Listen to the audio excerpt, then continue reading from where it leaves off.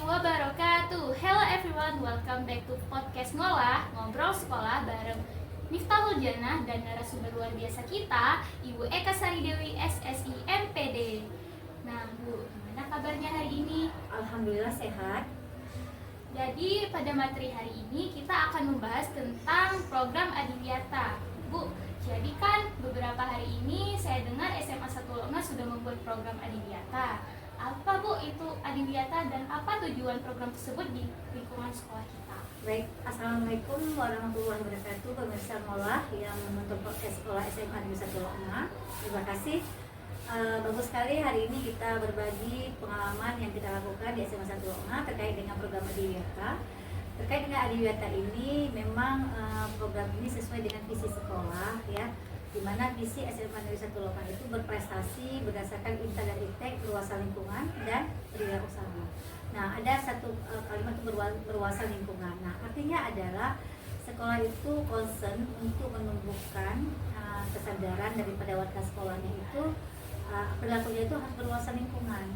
Nah, tidak hanya di lingkungan sekolah tapi juga di lingkungan di luar sekolah dan juga di lingkungan masyarakat ya, di masyarakat juga. Nah, bagi SMA Negeri 1 Longa sendiri program Adiwiyata itu sudah sejak lama karena sesuai dengan visinya dan alhamdulillah kita pernah mendapatkan penghargaan dari Bapak Bupati Kabupaten Aceh Besar untuk sekolah yang melaksanakan program Adiwiyata. Nah, program yang kita lakukan di sekolah itu salah satunya adalah kita mengintegrasikan program Adiwiyata ini juga ke dalam ISD. ISD itu adalah Education for Sustainable Development, artinya pendidikan yang berkelanjutan. Nah, di mana kita ingin mengangkat kompetensi peserta didik agar mereka bisa merefleksikan tindakan mereka itu dengan tetap memikirkan dampak lingkungan, dampak sosial, ekonomi maupun budaya. Artinya adalah ketika warga sekolah itu melakukan sesuatu aktivitas, mereka harus memikirkan dampak. Nah, melalui program Adiwiyata inilah kita tumbuhkan kepada anak-anak di sekolah kita. Nah, salah satunya kita melakukan kegiatan itu kita integrasikan ke dalam kegiatan pembelajaran intrakurikuler, kurikuler dan juga ekstrakurikuler. Bagaimana Adiwiyata dapat meningkatkan kesadaran siswa? Ya, alhamdulillah sekali. Dengan kita buatkan program di mana pada saat kita melaksanakan sebuah program, otomatis ada sebuah perencanaan program. Nah, ketika kita perencanaan program itu, yang kita lakukan di sekolah adalah kita melakukan sosialisasi, yaitu kepada guru, ya, warga sekolah dan peserta didik, dan juga kepada orang tua bahwa visi SMA 1 Longa itu juga visi yang menuju pendidikan berkelanjutan untuk berwawasan lingkungan. Nah, yang kita lihat hari ini sudah mulai bertumbuh karakter peserta didik ya, di mana peserta didik itu mulai timbul rasa kepeduliannya dan rasa tanggung jawabnya terhadap lingkungan dia. Kami mengharap adalah penguatan pengembangan karakter ini bisa mereka implementasikan juga di luar sekolah, setidaknya di keluarga mereka, ya, di lingkungan keluarga, bahkan di lingkungan masyarakat. Inilah melalui program ini saya kira itu sudah mulai kita lihat suasana daripada perilaku peserta didik kita dan juga warga sekolah. Berarti program Adiwiyata ini sangat penting dapat meningkatkan kesadaran siswa ya. Apa kegiatan Adiwiyata di sekolah kita yang sudah sukses dilakukan? Ya, baik, terima kasih.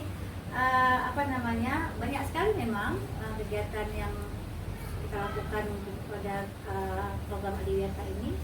Ketika pada kegiatan pembelajaran intrakurikuler, salah satu kegiatan adalah guru-guru kita itu mengintegrasikan isu-isu lingkungan itu ke dalam mata pelajarannya, di mana untuk memperdalam lagi pemahaman anak-anak terhadap lingkungan, sosial, budaya, ekonomi itu, mereka membuat sebuah kegiatan pembelajaran kurikuler namanya.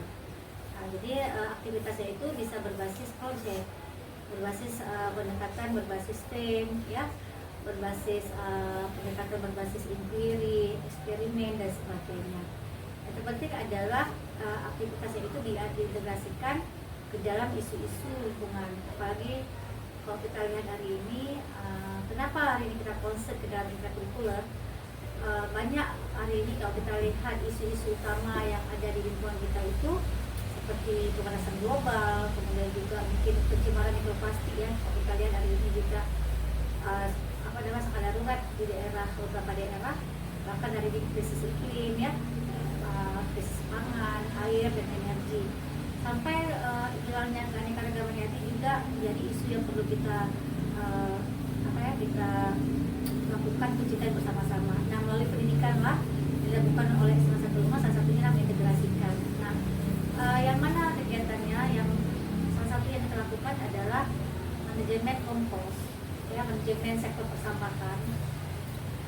Kita tahu bahwa di sekolah itu kan banyak tumbuh-tumbuhan. Jadi anak-anak di sekolah itu mengolah sampah di daun salah satunya.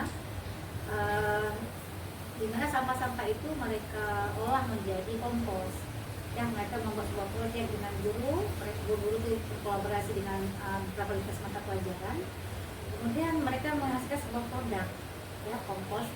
Nama kompos itu koshi, ya, pupuk kompos yang memang dibuat oleh siswa kita. Dan diharapkan pupuk kompos itu bisa kita jadikan sebagai pupuk kembali nutrisi bagi tumbuhan yang ada di sekolah kita ini, di mana SMA 1 Lumah juga banyak sekali tanaman-tanaman hias ya, tanaman produktif. Nah, sehingga diambil sebuah topik sangat menarik sekali di daun tumbuhan energi sekolah ya. Itu salah satu program. Nah, yang sangat menarik juga ada konservasi penyu gitu. Kita tidak ingin ada kehilangan biota laut suatu hari ketika generasi masa akan datang itu mereka tidak bisa melihat lagi. Nah, maka dari itu penyu ini kan sebuah hewan yang memang langka sekali dan hidup itu ratusan tahun.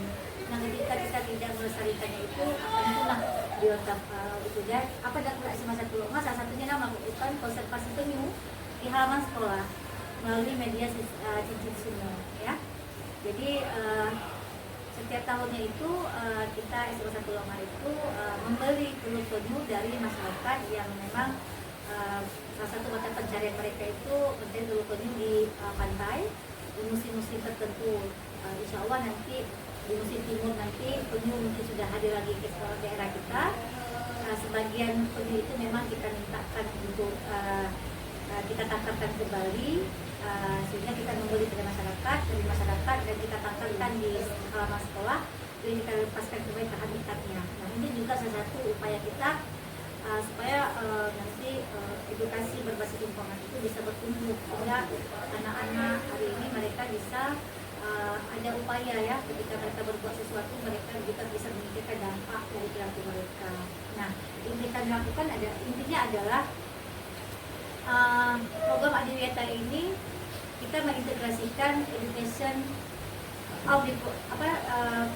ESD tadi ya, kita mengintegrasikan ESD atau Education of Sustainable Development untuk membangun pengalaman belajar anak-anak di sekolah kita. Nah, maka dari itu banyak program-program lain tidak hanya di bidang dari konservasi tapi juga di bidang entrepreneur juga. Jadi kita harus lebih concern ke ekonomi yang berbasis lingkungan dan sebagainya. Budaya juga, dan mungkin anak-anak itu bisa